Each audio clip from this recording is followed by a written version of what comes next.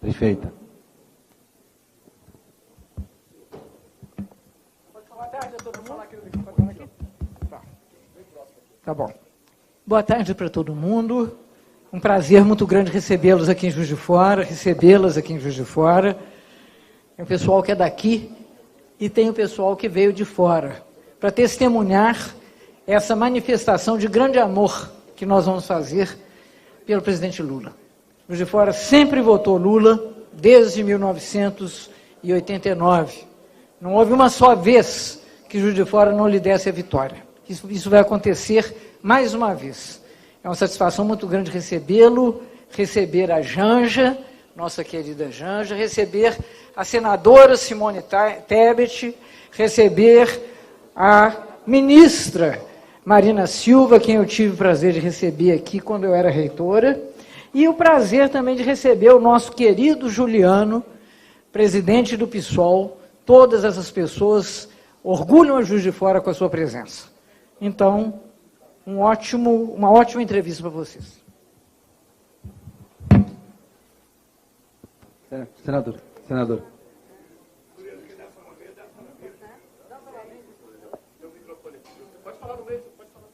Tá bem, não só para agradecer a nossa querida Margarida Salomão, nossa prefeita, tive o prazer de conhecer ela lá na Câmara, quando era deputada federal, agradecer a acolhida do povo de Juiz de Fora à nossa campanha e dizer, claro, que Minas Gerais se tornou uma trincheira decisiva da luta pelo futuro do Brasil, por isso que hoje a gente esteve em Teófilo Otoni, agora aqui em Juiz de Fora, amanhã vamos estar em Belo Horizonte, região metropolitana também, para reforçar a nossa campanha aqui em Minas Gerais. Com certeza o povo de Minas está ansioso para ouvir o que tem a dizer o presidente Lula e fortalecer a esperança de um Brasil melhor, de uma Minas Gerais melhor.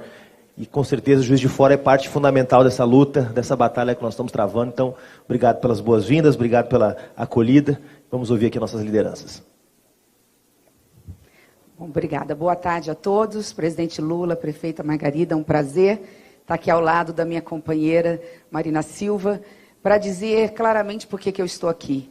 Eu só reconheço um candidato à presidência da República nesse segundo turno, porque eu não posso admitir nem reconhecer que um candidato que seja autocrata, que flerta com o autoritarismo, que militariza a política e politiza as Forças Armadas, que não aceita, que questiona o resultado das urnas, possa, de alguma forma, ser considerado um candidato numa democracia como a do Brasil. Portanto, eu estou aqui porque eu estou ao lado de um único candidato que é democrata. Mas é mais do que isso. É porque eu não aceitaria jamais estar ao lado de um presidente que é desumano, que não ama as pessoas, que não coloca as pessoas em primeiro lugar. E foi isso que nós vimos, lamentavelmente, nesses 3 anos e meio de governo Bolsonaro. Foi isso que eu presenciei na CPI da Covid. Quando o Brasil mais precisou do seu presidente, ele virou as costas para o povo brasileiro. E isso resultou em centenas de milhares de mortes prematuras. Mães chorando sobre o leito de seus filhos. E viam um presidente andar de motociata e ser incapaz de entrar no hospital para abraçar uma mãe que estava chorando pela morte de seu filho. Mais do que isso, eu me recuso a estar ao lado de um candidato que não respeita as mulheres brasileiras e, por isso, não respeita as famílias brasileiras, que agride constantemente a mulher e acha que a mulher tem que receber menos salário porque ela engravida, que acha que é natural dizer que pintou um clima com crianças, adolescentes de 14, 15 anos. Isso é crime e é crime de pedofilia. Eu acho inadmissível. Nós estamos vivendo em pleno século XXI, no Brasil que sempre amou a sua diversidade. E essa é a nossa maior riqueza, é sermos diferentes em todos os aspectos. Ele querer dividir o povo brasileiro agora até na sua fé. Católicos, evangélicos, espíritas, todos fomos sempre muito unidos. Agora virou uma guerra santa. E é contra tudo isso que eu estou com o presidente Lula. Eu não preciso aqui, para encerrar, estabelecer, apesar das nossas diferenças, e nós temos, políticas e econômicas, estabelecer as qualidades também do presidente Lula. Porque se de um lado nós temos um governo desumano, nós temos que reconhecer que Lula coloca as pessoas em primeiro lugar. Lula jamais deixou de faltar dinheiro para construir casas populares, para colocar merenda nas escolas, para construir escolas, creches, postos de saúde e universidades para o Brasil. Então é por isso que eu estou com Lula. É pelo Brasil, por amor à democracia, ao povo brasileiro. Muito obrigada.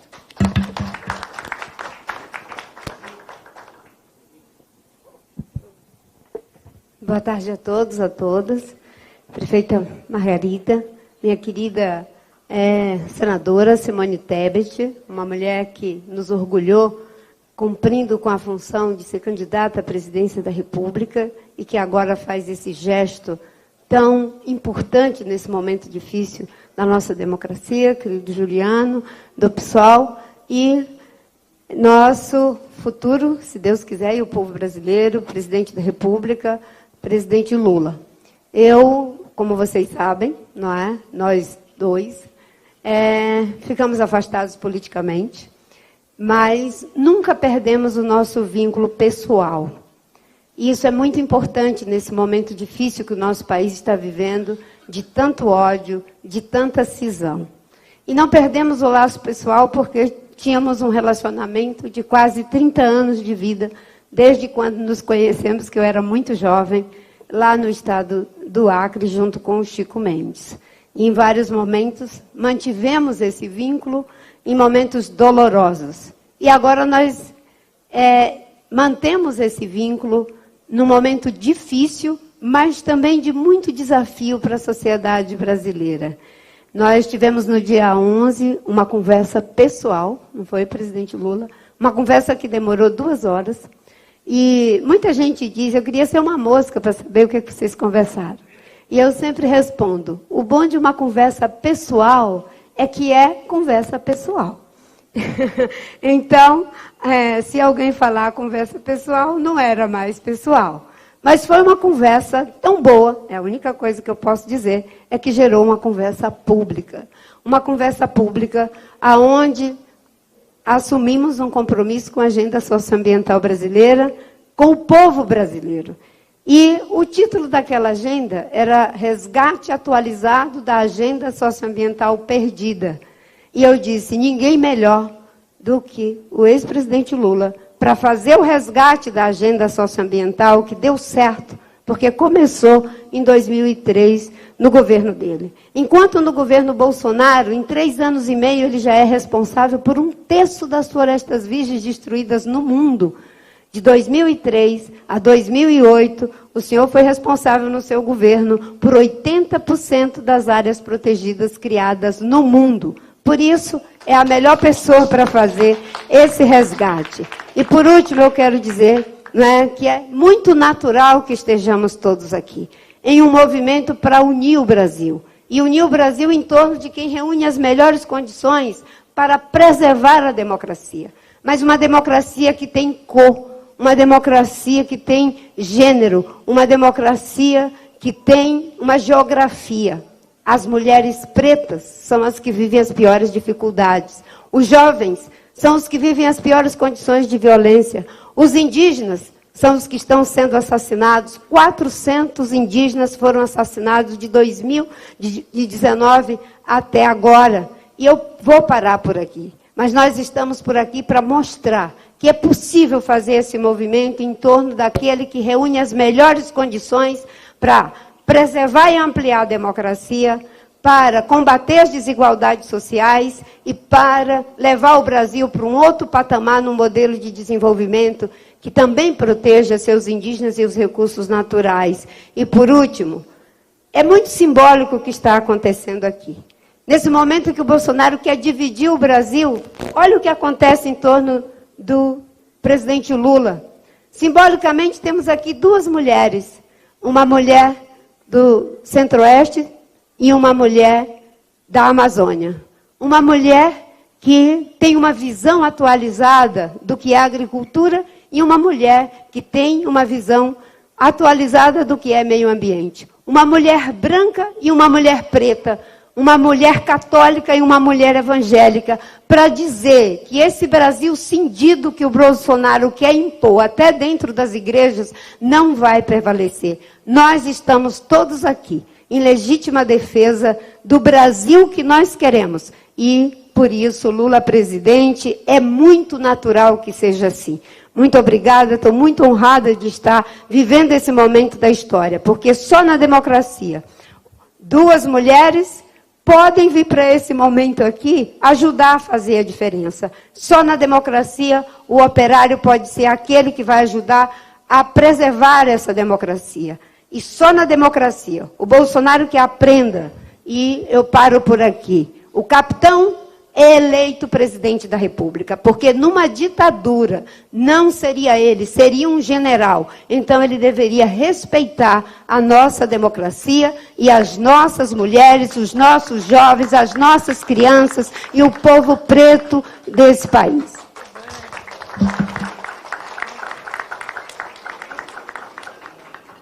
Está preparada para o discurso na praça. Bem, Margarida, eu quero te dizer que é, mais uma vez, gratificante vir a Juiz de Fora. Marina, Simone, companheiro Juliano, essa é uma cidade que eu nunca perdi as eleições. Quando o Itamar Franco foi candidato a vice do Collor em 1989, eu ganhei as eleições aqui. Quando o Itamar Franco, que era embaixador meu em Roma, veio para o Brasil e foi apoiar o Alckmin, eu ganhei as eleições aqui. Ou seja, significa que eu estou numa cidade em que eu nunca perdi uma eleição para presidente da República, e a minha vinda agora é para agradecer ao povo o voto do primeiro turno e pedir um pouco mais para o segundo turno, porque Minas Gerais é um estado muito importante para nós do ponto de vista político. A segunda coisa é dizer para vocês que possivelmente o jornalismo que cobre política, quem já cobriu outras campanhas, deve estar notando que essa campanha não é uma campanha normal. Deve estar notando que nós temos, pela primeira vez na história do Brasil, um presidente que não trabalha, porque faz tempo que ele não vai ao Palácio do Planalto para trabalhar, a não ser para fazer conversa política. Porque eu fui presidente e fui candidato à reeleição, o Fernando Henrique Cardoso foi presidente, foi candidato à reeleição, a Dilma foi presidente, foi candidata à reeleição, e naquele tempo a gente não podia fazer campanha em horário de serviço. A gente só podia utilizar os próprios do governo para que a gente, depois das 6 horas da tarde, para viajar com o avião presidencial, para viajar com os ajudantes de ordem, era só depois das 18 horas. Ele, desde que ele pensou na reeleição, esse homem faz muito tempo que vive apenas fazendo conversa política, não discute coisíssima nenhuma do povo brasileiro, não discute nada que interessa ao povo brasileiro. Muitas vezes nós obrigamos ele a falar alguma coisa. Eu vou dar um exemplo para vocês. Eu comecei a falar da gasolina e comecei a dizer que quando em 2008 eu estava na presidência e houve a crise dos Estados Unidos, a crise do Lehman Brothers, ou seja, o barril da gasolina chegou a $147 e a nossa gasolina continuou a $2,60. Começou eu falar mal dos preços do combustível, ele resolveu então reduzir o preço do combustível, preço do diesel, preço do gás de cozinha, em que no nosso governo, durante 8 anos de mandato, nunca aumentamos o gás de cozinha. Porque para nós o gás de cozinha é uma coisa que deve fazer parte da cesta básica e atender todas as residências desse país. Bom, então ele começou a reduzir o preço porque nós falamos. Mas o preço começou a subir outra vez. A inflação de alimento ele não consegue controlar, porque nós temos uma área menor hoje no plantio de feijão, nós temos uma área menor no plantio da mandioca, nós temos uma área menor em plantio de coisas que são essenciais à sobrevivência alimentar do nosso povo. Ou seja, ele nem cuidou disso, nem cuidou de fazer um estoque, sabe, o chamado estoque de segurança alimentar, ou seja, até para regular o preço aqui no Brasil, a Conab, no nosso tempo da presidência, a Conab funcionava estocando os elementos que não eram perecíveis, e quando no mercado começava a estourar o preço, a gente liberava os produtos para reduzir o preço. Ele nem tem estoque. Esses dias eu vi, o estoque da Conab é praticamente zero. E um país que não tem estoque de alimento, que não tem um esquema de segurança alimentar, é um país que pode ter complicações a qualquer momento. Veja a questão de fertilizantes. Nós somos o terceiro maior produtor de alimento do mundo, nós somos um dos maiores produtores de grão do mundo, e uma grande parte dos empresários nunca se preocuparam em que a gente tivesse autossuficiência em fertilizantes, porque era muito barata a importação. Bastou ter a guerra da Ucrânia para perceber o quanto seria bom a gente ser autossuficiente em fertilizante, que é uma coisa que nós começamos a fazer. Mas eles fecharam a fábrica de fertilizante em Sergipe, venderam a nossa do Pará, a fábrica de ureia que nós começamos a construir em Três Lagoas, na cidade da nossa prefeita, parou com 80% e eles venderam para os russos. E depois da fábrica de amônia que a gente estava fazendo em Uberaba, também eles pararam.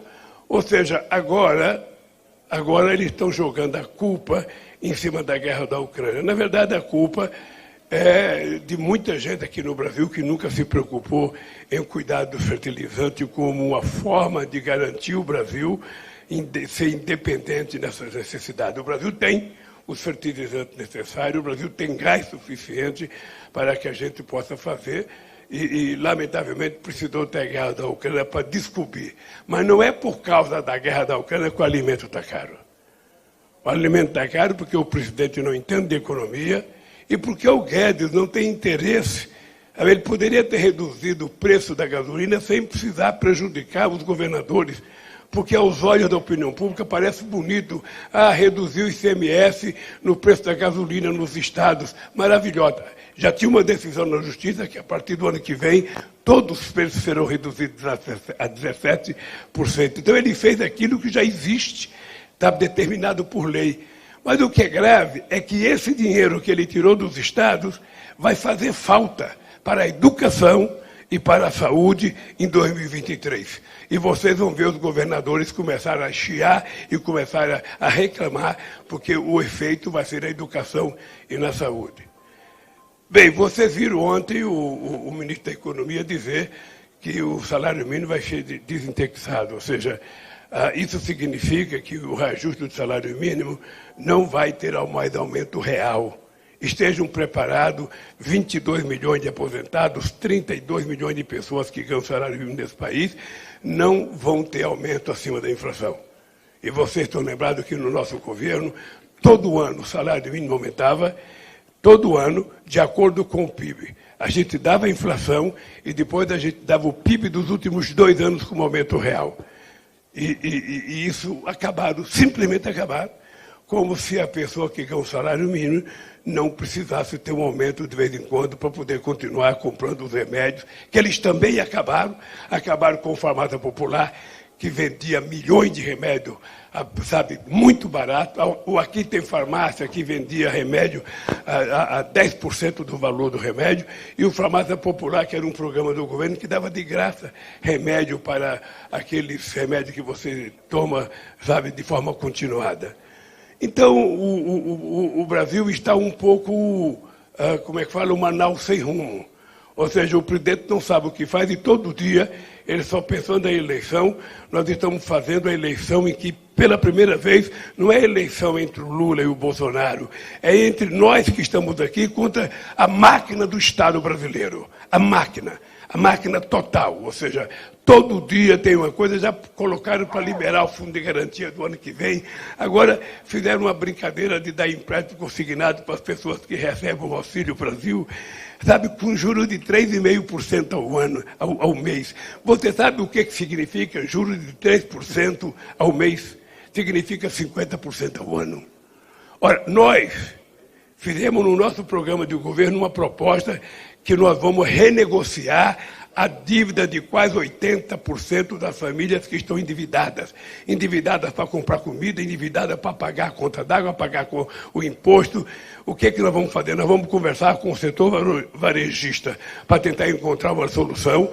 Nós vamos tentar conversar com o sistema financeiro para encontrar uma solução, para que a gente possa desobstruir, sabe, 80% da população brasileira que hoje está se endividando para comprar o que comer.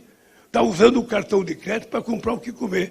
Então, nós nos propusemos a fazer uma negociação e vamos fazer uma negociação para que a gente tire as pessoas do Serasa e as pessoas possam adquirir o direito de votar de cabeça erguida. Nós anunciamos que nós não vamos cobrar imposto para quem ganha até R$5.000. Vocês sabem que a alíquota hoje menor é R$1.900. Nós queremos aumentar para R$5.000. E é engraçado que hoje ele já falou que vai aumentar para 6. Ora, ele nem fez o reajuste da tabela do imposto de renda nos 4 anos que ele é presidente. Ele deveria ter feito o reajuste, mas ele não fez. Mas como nós dissemos que nós vamos fazer isso, ele está atrás dizendo que vai fazer também. O que é preciso a sociedade ficar atenta é que possivelmente as propostas do Bolsonaro só durem até 31 de dezembro. Primeiro, porque ele não vai ganhar, não vai poder controlar nada. Segundo, porque ele sabe perfeitamente bem que ele continua contando mentira para o povo brasileiro, com a maior disfarçatez do mundo.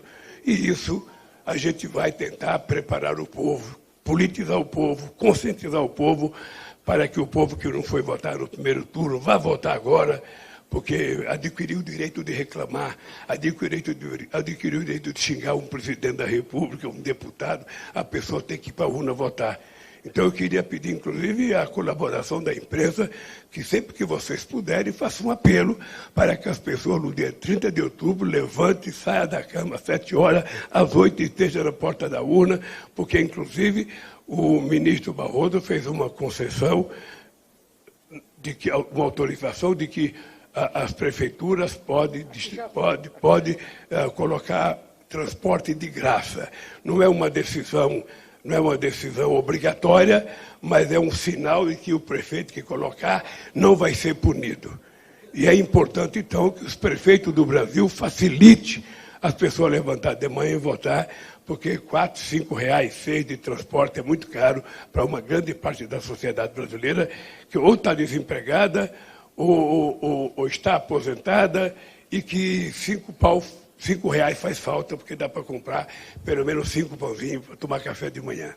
Mas com isso, eu queria dizer para vocês que nós vamos agora eu vou dar uma entrevista para a Rede TV Alterosa, é um compromisso que eu tenho, e depois eu queria convidar vocês para ir na caminhada conosco, sabe, daqui a pouco. Onde que é a caminhada?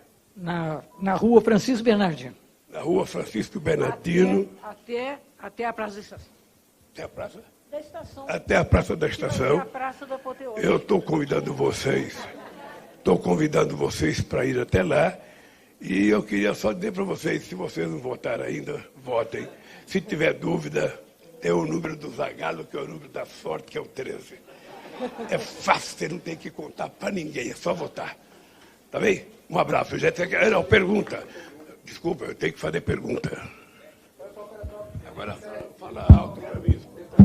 Oi, som. Lula, o antenado pior vai atrapalhar aí, né? Candidato. Gabriel Landim, TV Integração, TV Globo. Candidato, queria te perguntar, por favor, 2 perguntas. Primeiro, o TSE está analisando a questão de uma possibilidade de 164 inserções suas na propaganda de Bolsonaro por causa de fake news. Então, eu queria saber, fake news que muitas vezes relacionadas a questões morais, questões tradicionais, que atinge muita gente e, às vezes, muita gente ainda não tem o senso de pesquisar, de correr atrás e saber se aquilo é verdade ou não. E essas pessoas acabam sendo atingidas. Como o senhor pretende, então, atingir essas pessoas, mostrar a verdade para essas pessoas, ou o seu posicionamento para essas pessoas nessa reta final? E uma segunda pergunta, já emendando, questões de economia. Auxílio Brasil, o senhor pretende manter como está? Desconto nos combustíveis também como está? Essa deflação que as pessoas não estão sentindo aí na prateleira dos supermercados? Olha, deixa eu dizer uma coisa. Primeiro, com relação os programas de televisão e as mentiras. Ontem o PT conseguiu ganhar 184 direitos de resposta. Ou seja, nós tiramos 174, ou seja...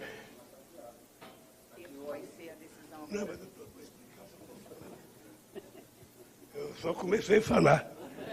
Nós tínhamos ganho ontem, nós festejamos porque é a oportunidade da gente rebater as mentiras que o Bolsonaro contou e as monstruosidades que a turma dele tem capacidade de fazer. E depois a juíza deu efeito suspensivo. Hoje eu falei com um advogado, ele ia no Alexandre Moraes conversar com ele. Houve uma proposta de acordo. Eu disse que não tem acordo. Se nós ganhamos, sabe, nós ganhamos 184 e perdemos 14. Ele que utiliza os nossos 14 e nós utilizamos os 184 dele. Eu não sei se o advogado já esteve lá, se já teve acordo, mas de qualquer forma, eu tenho dito, e ontem teve uma reunião da minha campanha, a gente não pode entrar no jogo rasteiro do Bolsonaro. A gente não pode fazer o jogo, ficar respondendo coisa que é uma bobagem que ele fala, e a gente ficar respondendo é tudo que ele quer. Aliás, é 4 anos de mandato, em que ele levanta às 5 horas da manhã, fala bobagem no zap dele, e a imprensa passa a semana inteira repercutindo a bobagem dele. Desde que ele tomou posse é assim. Esse negócio das meninas da Venezuela, sabe? Esse cara, ele depois, é uma gravação, ele está falando de viva voz. Ele está falando de viva voz. E depois que deu o que deu, ele então resolveu, a 1h da manhã, gravar uma live tentando que não era isso, não foi bem isso, é coisa do PT, porque não sei porquê. Aí manda a mulher buscar a menina, queria que a menina prestasse um depoimento. O fato concreto é que o comportamento dele ficou demarcado na opinião pública. É um comportamento de pedófilo. Sabe, quer ou não, sabe, um cidadão que tem o cargo de presidente da República deveria ter um comportamento mais respeitoso, sabe, sobretudo com as mulheres. E com a sua família. Então, nós vamos, se a gente ganhar o direito de resposta, a gente vai aproveitar para falar coisa mais séria, para falar com o povo, o que nós vamos fazer com o salário mínimo, o que nós vamos fazer com o imposto de renda, o que nós vamos fazer com as pessoas endividadas, sabe? Porque esses são os assuntos que interessam ao nosso povo. O que a gente vai fazer para voltar o alimento para a mesa do povo. Então é isso que vai acontecer. É difícil porque com o meu adversário não é possível você fazer uma campanha normal, porque a dele é anormal. A quantidade de mentira que a rede social dele conta por dia, a quantidade de invenções, de asneiras que falam por dia, é um negócio que não tem precedente. Nem sei se ele não está pior do que o Trump nos Estados Unidos, nem sei. O dado concreto é que ele criou o hábito de mentir. Ele acha que é normal mentir. Ele acha que é preciso mentir. Ora, um homem que acha isso, e um homem que fala, não pode ser sério. Os seus auxílios vão continuar. Auxílio Brasil. Quem? Seu Auxílio Brasil de R$600 vai continuar. Vai continuar. Deixa eu lhe contar, vai continuar, porque não há nenhuma razão para você deixar de pagar uma ajuda ao povo brasileiro. O que pode acontecer é que a gente transforme, sabe, numa política como o Bolsa Família. Qual era a vantagem do Bolsa Família? É que o Bolsa Família era um banco, era um plano que tinha um cadastro único. O governo não pegava a informação das pessoas como eles pegam. Eles pegaram endereço de todo mundo para mandar zap no dia das eleições. E nós tínhamos condicionantes para as pessoas. As pessoas tinham que colocar os filhos na escola, os filhos tinham que tomar vacina, as pessoas tinham, se a mulher estivesse grávida, ela tinha que fazer os exames dela, sabe, da gravidez que toda mulher tem que fazer. Então era um programa que dava responsabilidade à sociedade. Mas a gente só pode pensar em mudar isso quando a gente tiver com a situação econômica normal, que o povo tiver suficiente emprego, sabe? Hoje mesmo uma menina me entregou de volta um cartão do Bolsa Família na passeata, sabe? E ela falou, eu estou devolvendo o cartão para o senhor porque eu arrumei um emprego e eu não preciso mais do cartão. Nós tínhamos milhares de pessoas que todo mês devolviam o cartão porque tinha arrumado emprego. Então, o auxílio de R$600 as pessoas vão continuar recebendo. Vão continuar recebendo se nós ganharmos as eleições. Porque se ele ganhar, não está na LDO. Ele não mandou na lei de diretriz orçamentária, sabe, os R$600, ele mandou os 400. Ele, inclusive, mente, ele acha que foi ele que deu 600. Primeiro, ele queria dar 200. O Congresso começou a brigar por 500, aí ele deu 600. Mas ele queria dar só 200. Então, meu caro, enquanto o povo estiver passando necessidade e fome, a gente vai continuar pagando e vai continuar dando feriado. A gente tem que ter um cadastro. Não sei se você viu na televisão, aquele cidadão que é proprietário de terra em São Paulo, que disse que a mulher não ia pegar mais marmita, porque ela falou que votava em mim, ele recebeu o Auxílio Brasil. Está cheio de exemplos de pessoas que ganham dinheiro que não precisam, que estão recebendo. E não dá para você ficar sendo enganado o tempo inteiro. Boa tarde, presidente. Denise Assis, do 247. Reza a lenda que para ganhar a eleição presidencial é necessário ganhar em Minas. Ontem, na quinta-feira, a Datafolha, o Instituto Datafolha, deu o descolamento do inominável para com o senhor num índice de 7 pontos à frente. Nessa região sudeste, nós temos 3 governadores dos principais estados com a máquina na mão trabalhando para o seu opositor. Como o senhor pretende reverter essa situação? Qual a sua estratégia e qual a sua expectativa para a vitória? Por que você acha que eu estou aqui? Por que você acha que eu fui até o Flotone, vim a Juiz de Fora, eu vim aqui pegar a força da companheira Margarida e do povo de Juiz de Fora, daqui eu vou para a região metropolitana de Belo Horizonte. Na quarta-feira, a Simone volta para Minas Gerais. Você sabe o que eu acho estranho? Eu acho estranho porque durante o primeiro turno, o governador desse estado não utilizou o Bolsonaro de jeito nenhum. Por que ele não utilizou? Porque as pesquisas dele mostravam que 40% ou 48% dos eleitores deles votavam em mim. Então, para não perder os meus eleitores, ele fingia, sabe, que não tinha candidato a presidente. Eu sou neutro, eu sou bonzinho, eu não quero ninguém. Passou a terminar o primeiro turno, que ele viu que o candidato dele estava perdendo, ele então já se definiu para o outro lado. Ou seja, isso, na verdade, é um erro político, eu diria, muito grave, porque é mentir para a sociedade. É tentar enganar a sociedade o que ele fez. Mas nós vamos ganhar as eleições de Minas Gerais, sabe, o governador apoiando ou não o meu adversário, nós vamos ganhar, porque isso aqui é o estado da independência. Esse aqui é o estado da independência, e essas pessoas sabem que a minha candidatura, que não é minha e de 10 partidos políticos e de uma parte significativa da sociedade brasileira, de muita gente boa na área intelectual, na área sindical, que está nos apoiando, embora eu não seja um petista. Tá? E essas pessoas estão me apoiando porque essas pessoas acreditam na democracia e acreditam na capacidade da gente fazer um programa de governo e executar um programa de governo que seja o melhor possível para o povo brasileiro, sobretudo o povo que mais necessita. O vice-governador de Minas... então esqueci, está aqui o nosso vice-governador, sabe, que está nos apoiando. E depois eu vou dar a palavra aqui para você falar. Tá? Vamos mais uma pergunta, ou antes deixa ele falar um pouquinho, porque ele é a maior autoridade aqui agora. Não só não. Eu tenho dito o seguinte, que essa eleição eu vou votar no Lula pela segunda vez. Votei em você nas eleições do Collor no segundo turno, votei no Mário Covas, depois e estou votando agora, talvez seja o meu voto mais convicto da minha vida. Por quê? Porque eu acho que, além dessa questão das agendas do atual presidente serem completamente equivocadas, a meu juízo, na área ambiental, na área cultural, é um horror, na área da educação, na área da saúde, são questões fundamentais, mas mais importante do que isso é que está em jogo a manutenção da democracia no Brasil. Nós estamos vivendo o risco de ruptura de democracia, porque a gente acha que democracia é só realizar eleições. Não é. Nós temos grandes ditadores que são eleitos e reeleitos, na Polônia, na Hungria, vários outros casos.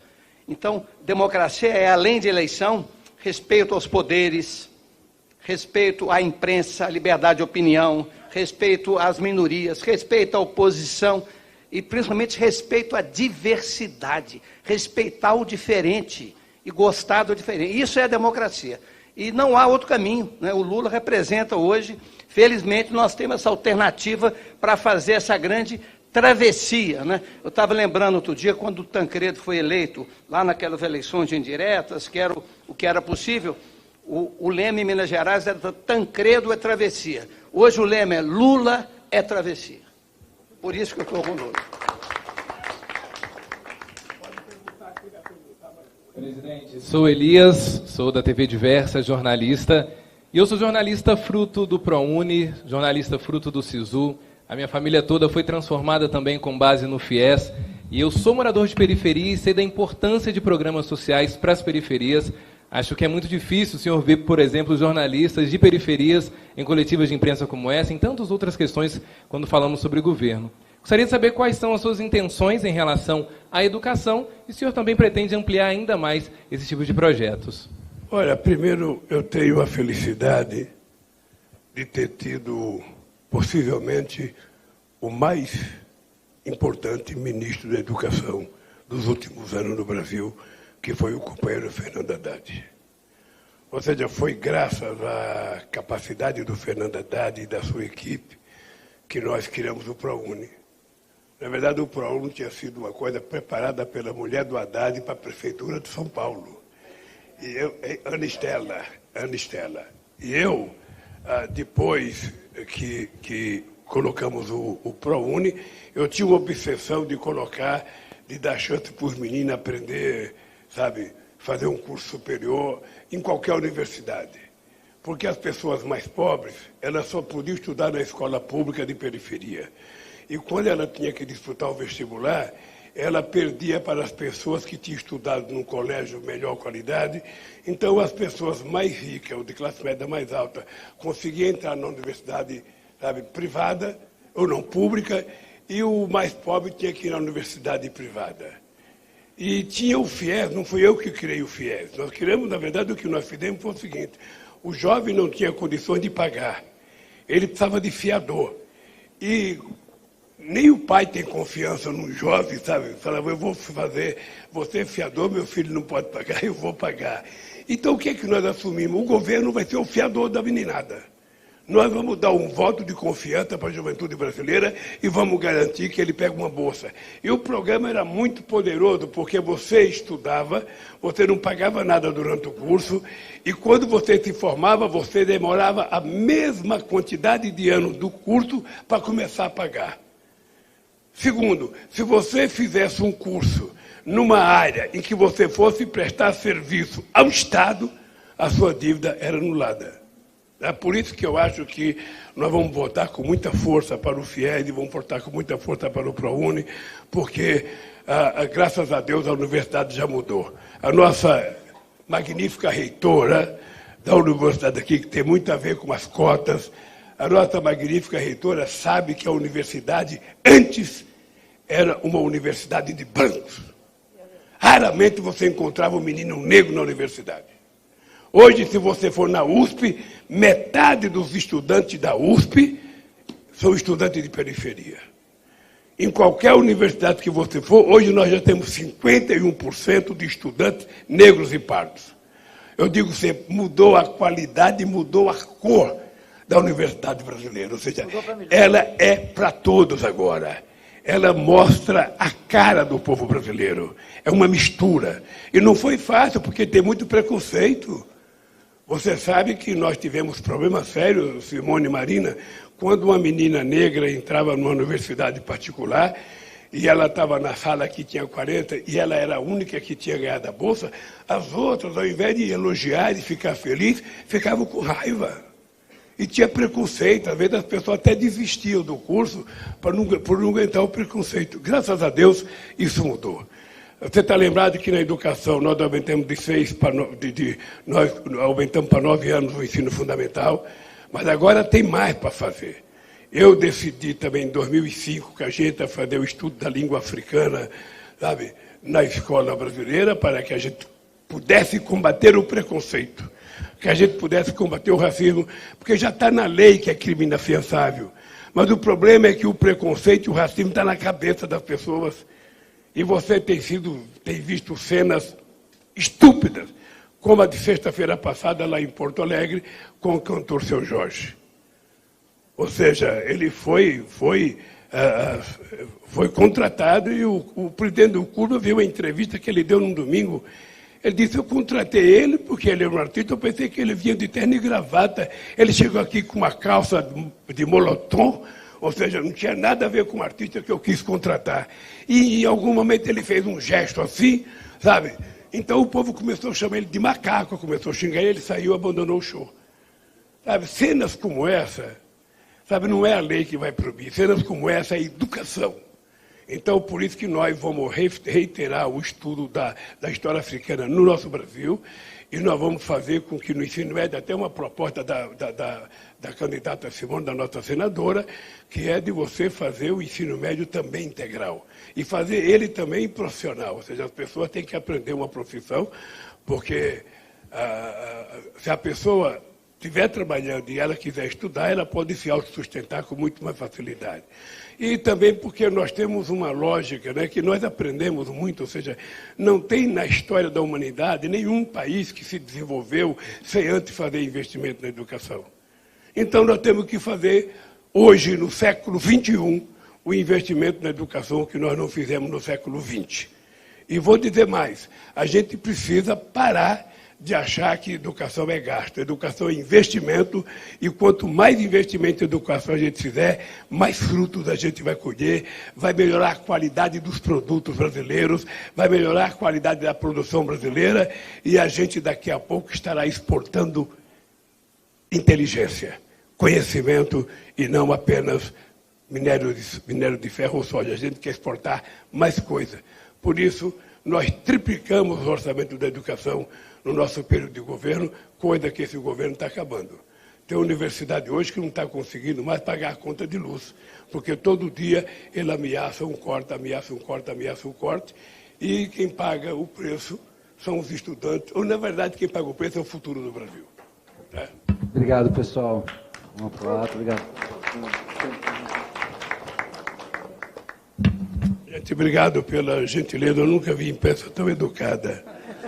Tão educada. E vocês perceberam que nas nossas entrevistas,